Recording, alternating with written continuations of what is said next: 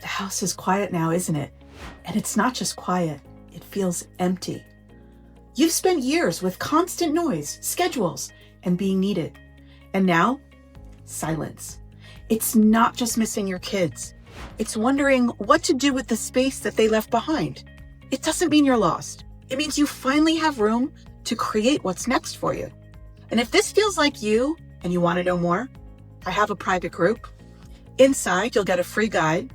It'll show you how to silence your inner critic, get clear when you feel stuck, and start showing up as yourself again.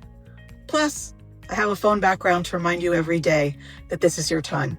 I put the link in the caption. See you there.